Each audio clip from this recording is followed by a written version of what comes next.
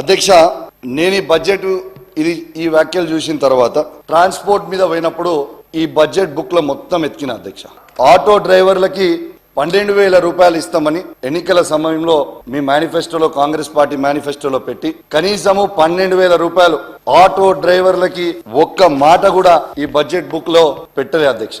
పెట్టకపోయేసరికి వాస్తవంగా నా హుజురాబాద్, జమ్మికుంట, ఇల్లంతకుంట, కమలాపూర్, వీణవంకలో ఉన్న ఆటో అసోసియేషన్లు అందరూ వచ్చి నన్ను కలిసి, అన్నా దయచేసి ఈ ఫ్రీ బస్సులు వచ్చినప్పటి నుంచి మాకు చాలా ఇబ్బంది అవుతా ఉంది, కానీ ఫ్రీ బస్సులు కూడా ఇవ్వండి, అద్భుతమైన పథకం, ఇంకా బస్సులు పెంచండి అధ్యక్ష, ఇంకా బస్సులు పెంచండి, ఫ్రీగా ఇవ్వండి, నో ప్రాబ్లం.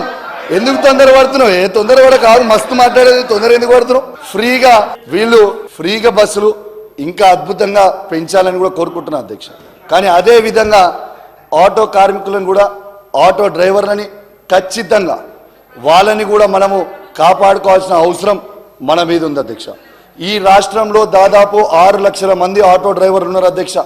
దీంట్లో 3 లక్షల మందికి సొంత ఆటోలు ఉన్నాయి, ఈఎంఐల మీద కొనుక్కున్నారు. ఇంకా 3 లక్షల ఆటోలు రోజువారీ కిరాయికి తెచ్చుకుంటారు అధ్యక్ష. వీళ్ళకి కనీసం వాళ్ళ సొంత ఆటోలు ఉన్న వాళ్ళకి ఈఎంఐలు వెళ్తలేవు, కిరాయి తెచ్చుకున్న వాళ్ళకి కిరాయి కట్టే పరిస్థితి లేకుండా ఇబ్బంది పడతా ఉన్నారు. కాబట్టి దయచేసి ఈ వాళ్ళ మీద కోపం లేకుండా దయచేసి ఆటో కార్మికులకి వెంటనే న్యాయం చేయాలి. నెలకి దయచేసి వాళ్ళకు కూడా నెలకి 10,000 రూపాయలు మీరు కేటాయించాలని నేను విజ్ఞప్తి చేస్తా ఉన్నాను అధ్యక్ష.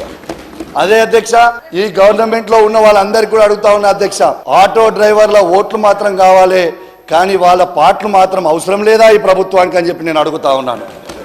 ఇలా వాళ్ళు చాలా ఇబ్బంది పడతా ఉన్నారు అధ్యక్ష. దయచేసి ఇలా ఆటో డ్రైవర్లకి మద్దతుగానే ఇలా ఈ కాకి డ్రెస్ వేసుకొని ఉన్నా, మీరు మద్దతుగా లేకపోయినా ఇలా కేసీఆర్ గారి నాయకత్వంలో బీఆర్ఎస్ పార్టీ ప్రతి ఆటో డ్రైవర్ కుటుంబానికి అండగా ఉంటామని సభా సాక్షిగా చెప్తా ఉన్నాను అధ్యక్ష.